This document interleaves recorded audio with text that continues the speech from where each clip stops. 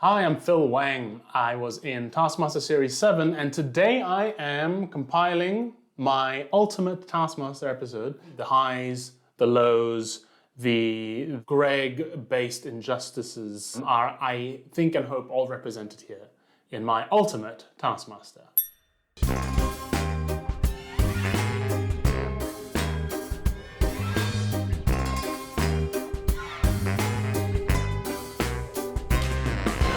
I'm really not exaggerating when I say for the prize tasks, I mostly just walked around my flat looking at things and seeing if they would fit. I tried to see if there was anything glitzy or pretty or mysterious or enticing in some sort of ethereal way. And then I thought, let's just be simple about it. What in this room right now do I really want to touch? And I saw the chariot toy and I thought, I want to flick that switch because I know what it does. It walks up and down a bit. And so I thought, I bet people will agree with this. And I think I won that prize, actually. Yeah, so it's a great way to start off my Taskmaster campaign. It was an unrepresentative way of how my Taskmaster campaign went eventually, as Greg got more and more angry with me for repeating this joke and punished me in points. But it was a heady start to my Taskmaster career for sure. And the first prize category for our fledgling competitors is the thing that most people would like to touch. Phil. I've gone more of a classic route. Oh, look how slim I am. Little toy chariot with a man driving it. Absolute classic. Here's the toy. There's a little switch on the side. I still have this. It's still in my house. I still can't throw it away. I want to touch that to see what happens. Yeah. Do you want me to show you what happens when you touch the button? Of course I do. Okay. That is solid. I bought it in Indonesia. I mean, that's the scale of the Taskmaster production. I had worried, how is this going to be funny? But just the way they filmed it plodding across a white space, it was funny. And the little sound that came out of it.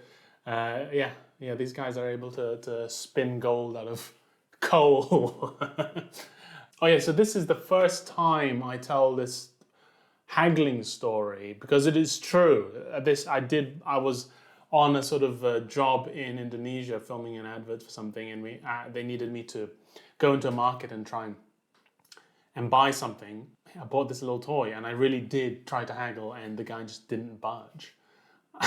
I think when, rural Indonesian people see a Western film crew turn up, they assume they can probably afford a chariot toy at full price. So I wasn't fooling him. So it's exotic. I haggled for this. The guy in the market, he said 100,000 rupiah, and then I said 50,000, and he said 100,000, and I said 70,000, and then he said 100,000. So I paid 100,000.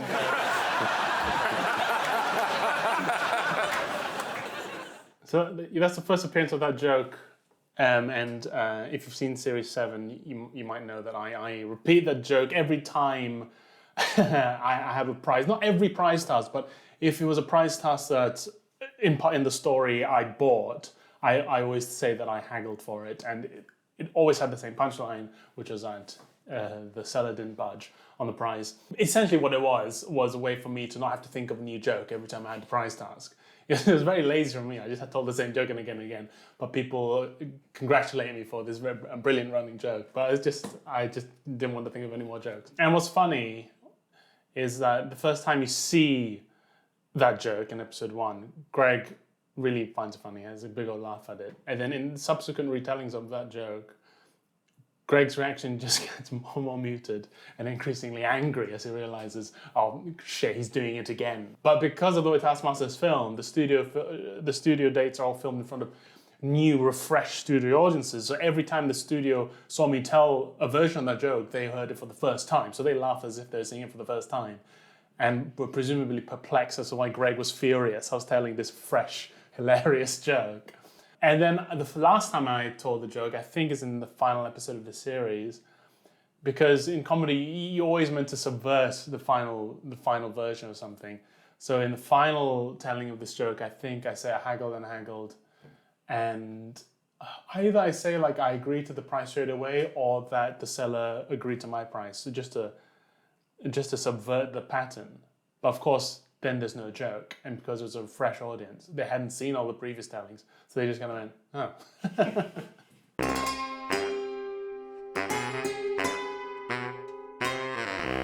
I've chosen the first of the group tasks. Now, the reason I've chosen this because this was a very memorable moment, memorable day, because this is the first time any of us had seen each other in our task outfits. Because you have to pick a task outfit that you wear for every single task in the series. I chose Bruce Lee's outfit from his never completed film Game of Death. I wanted it to be a serious, respectful homage to Bruce Lee, and it didn't turn out that way. He looks very sleek and cool wearing it in photos, but I didn't, and my legacy, because Taskmaster, they've now made sort of family-friendly cuts of the show, they've had to edit around my groin, which is not something I loved hearing about, but a legacy is a legacy. This is the first day anyone had seen me wearing this, and up to this point, I did not know how revealing this outfit was because the camera crew, the production, Alex, they sniggered a bit, but they never out and out said, your dick and balls are very visible in this outfit, because they were making good television. And so the moment when James and Rod first saw me that day was like when Eve ate the apple in the Garden of Eden and became suddenly aware of shame. And they just, I think it was James who looked at me and just said, what the fuck are you wearing? And if you watch these group tasks, you can see that I am at the only time in all the tasks making an effort to cover myself up. Is that what Phil Wang's wearing for the whole series? Phil, I mean, I'm trying to keep eye contact. I'm desperately trying not to look at your genitals. How are you?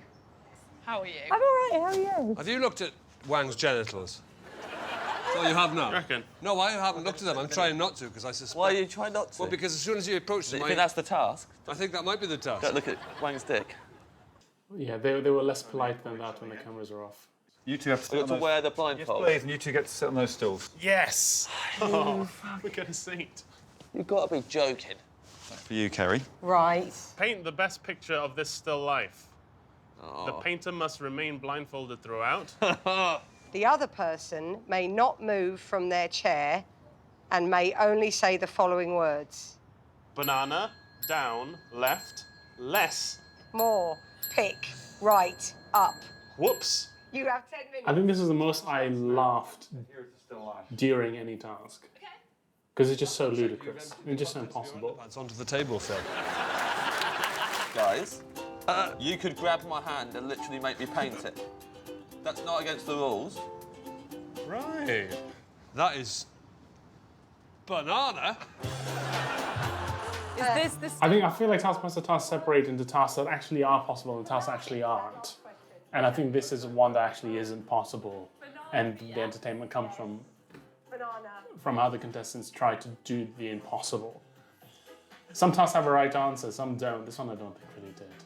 I mean, there was a right answer. It was successfully painting the still life, but I don't think it's possible. Banana. say more when I've got the right place? More. Okay, I'm drawing a pineapple. See, this is smart, coming up with a code. We didn't even think to do that. We just shouted banana and down. And giggled. Banana, banana, banana. Banana, banana, banana. Banana, banana, banana, banana, banana, banana, banana, banana. More? Less. More? Less. Less. Oh yeah. We did quarrel a lot, me and Rod. Left, left, left. Banana. Melon time. Banana. Right, banana. Banana. Here? Right. Ours is so much worse than theirs. I've forgotten how much worse ours was. What's right banana? Left banana. Oh. I was losing it at this point. Like that? Left banana. How's that? Banana. Yeah. Banana. Banana.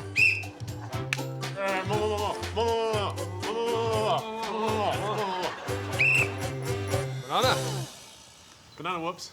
Not bad. Not bad at all. I think I look quite good.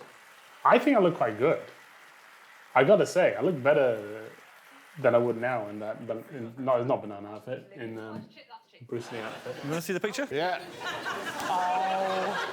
Wow. Oh, that was us. Oh wow, that's not bad actually. That's not bad. How did we do that? Yeah, that's good, but the rest. I don't know what that black spot is. Here's the girls. Wow. It's good, isn't it? Which one's the picture? You'll see them next to each other. You're going to have to judge them. This is the two of them. I'm going to judge them as well. It's up to you, Greg. Oh, you know what? Wow, we did a lot better than I remember. The duck's fantastic. How did we do that? We definitely cheated at that. The boys, look at the texture in that melon. Yeah. Yeah? The texture. Texture in our Yours melon. looks like spiralised courgette. All right, you've got to score it. There's normally 5 points to split between the two teams. Yeah. For me, the sheer detail in that duck. Yeah, it's extraordinary. I don't know how we did that. Or James, to be fair. I don't know how James did that. The ladies too. 3 to the boys, 2 to the girls. Wow, did we win that? Gosh. That's a surprise. I did not think we won that. My memory of Taskmaster is just caked in loss. So I always assume every task I was involved in, I lost. But that was so funny, man, that task. Yeah, it was the first time that myself, Rod, and James formed our unholy trio. That I think our zenith was the soap opera we made. Was it the Rub-a-Dub-Dub? Yeah, that was our peak. Our very lowest was when James and Rod started doing the same task separately. Which one was that? Build an extension to the house. Yeah, and James and Rod built separate extensions, and I was torn between them, like I was in a broken family, seeing Rod on the weekends and James in the week.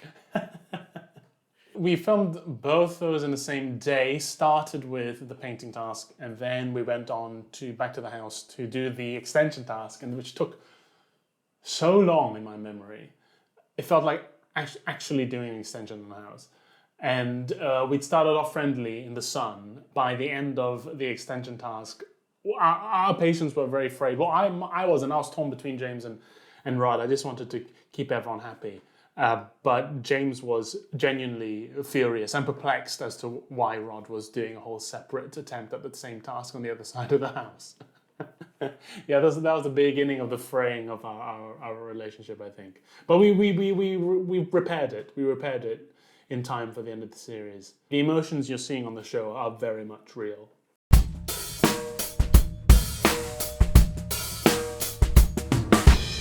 This is the task that I did the best in and that I'm proudest of. My tactic was to always try and think about things and plan things, and it rarely paid off. But this time I just sat in the trailer for ages and thought about noises I could make. And I realized I can make this noise with my mouth. And I remembered no one else can make this noise. Every time I do this noise in real life, people are like, wow, how do you do that? So I thought, maybe this will work. Hello, James. Yeah. Make the best noise. When you are ready to make your noise, you must say, "This is my best noise." After you have made your noise, you must remain still and silent for at least 10 seconds. You have 20 minutes and 1 attempt. Your time starts now. See, Rod's doing the same. He would always meditate and then come up with something insane. Okay, Anne. Hey, this is my best noise.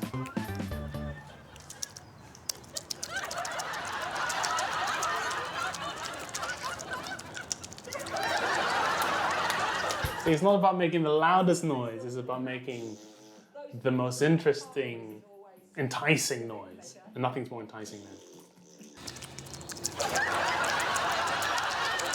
I was doing that for ages. I was just doing it for ages. I mean, that was the trick, but that was the difficult thing about this task was you didn't know, you only had one shot. You couldn't really practice the noise. And so if you made it too complicated with too many things, you only had one shot, you can blow it. Whereas I had been practicing my noise my whole life. What happened basically after filmed the tasks and then saw people's attempts in the studio was I realized I didn't think outside the box very much. I didn't make the most of my surroundings. I didn't make the most of the resources of the house a lot of the time. There's one task where you had to make, was it an old flight controller laugh? A traffic controller? He was an old traffic warden. Traffic warden. Oh, no, I had to make him smile. And I just sat in the trailer with him trying to tell him jokes because I didn't think to go outside and do something. I'm quite a literal thinker, I think, a lot of the time. And again, when I did this, I thought, I've just been very literal again. I've just used my mouth. But sometimes the simplest solutions are the best. And especially if they're unique solutions. No one else can make that noise. I used to be a singer, you see. So I've got a lot of control over my mouth sounds in a way that other people, it turns out, don't. So that was a surprise. I did not expect to win, especially because it sounds so gross.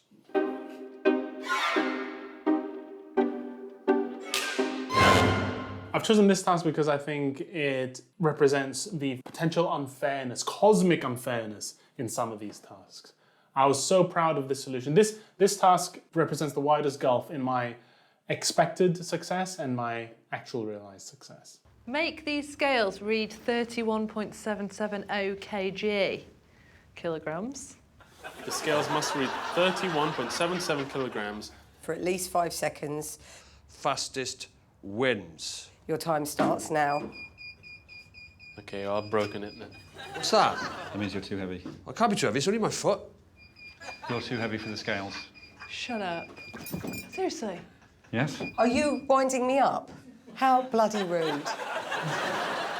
See, at first, I did the brute force approach to this. I'd forgotten I did the brute force approach to this, actually, which is a bit embarrassing. What? How much is 37? But here comes the engineer. I thought, what can provide a continuous spectrum of weight? Fluid, liquid, water. And then you just add and subtract what you need and you'll get there. The most accurate possible solution. That's mad how close I got with the first try. Yeah, you see how clever? See how, you can hear how in awe the audience is. Look how clever I am. Look how clever I am.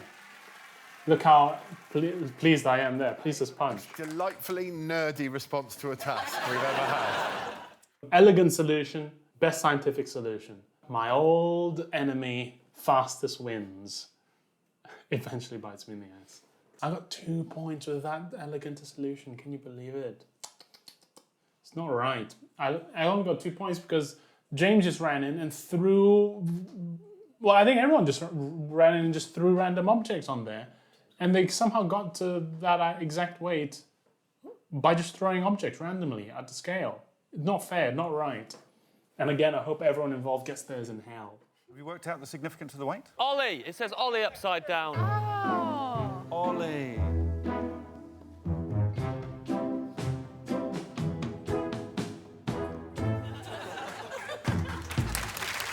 I did not consider there was anything in the numbers because, again, having studied engineering, you realize that numbers are rarely neat. And so 31.770, I was like, yeah, that's a number. That can be an answer to something.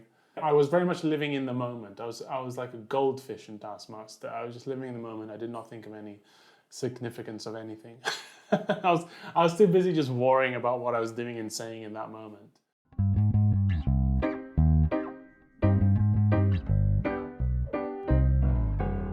So this is the studio task I've chosen, finger of sausage. Now this one I lost, apparently, which is weird because I remember doing well at it and I remember it being really exciting.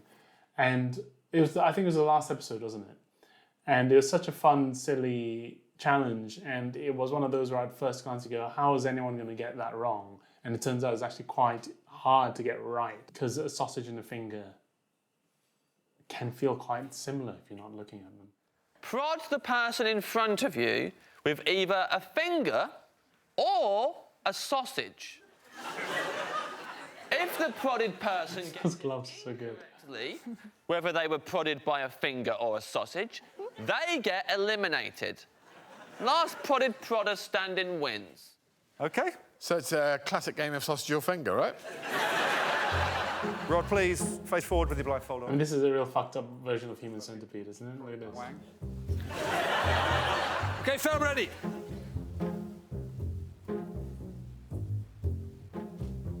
Rod. Lovely technique. Oh, this is dangerous. Sausage! Oh,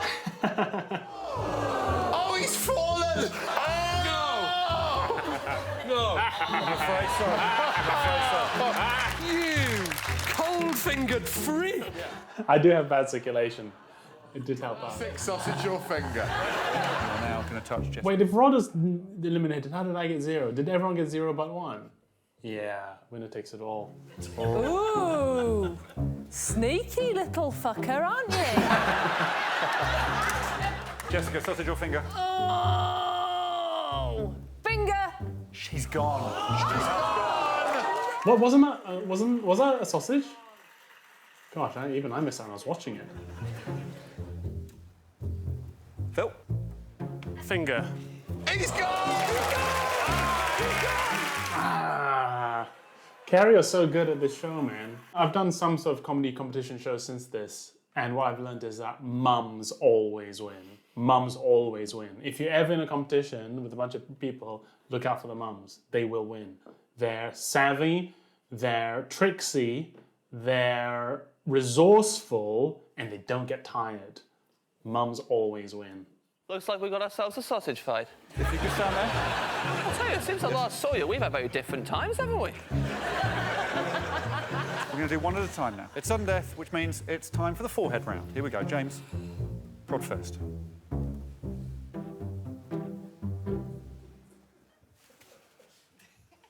Finger. It was finger. It was. Why would that make any difference? OK. Unless he's trying to get her to smell sausage. Sausage. That's so cold! It's over! I think flicks should have been disallowed. I don't know. It's actually very hard if you just hear. No, I mean, well, I know those are fingers. This is my favorite studio task. I just thought it was silly and fun and interesting, and actually ended up being more creatively engaging than I thought it would be. And trying to trick someone into thinking your finger is a sausage is actually quite fun. Early on in the series, I thought James was going to lose, because the first 2 episodes, James did quite badly, and I did okay. I think about a couple episodes in, I thought Carrie's probably going to win, because she was just so consistent in her task and just so resourceful and stable. I think the moment I realized she was going to win was the draw a circle moment, where she drew a perfect circle in the snow by making herself a human compass with a pipe. When I saw her do that, I thought, she's going to win. But for most of it, you don't really think about who's going to win. You're just kind of having fun, which is, I think, what makes Taskmaster so great. I did realize I was going to lose about halfway through. But in my defense, towards the end of the series, Greg just started giving me low points for no reason. It became almost like habit. And he would go 5 to Carrie, 4 to Rod, 3 to James, 2 to Jessica, and of course 0 to Phil. No thought getting into it at all. Thanks for watching. That was my Ultimate Taskmaster episode. I was in Series 7, available to watch now on YouTube.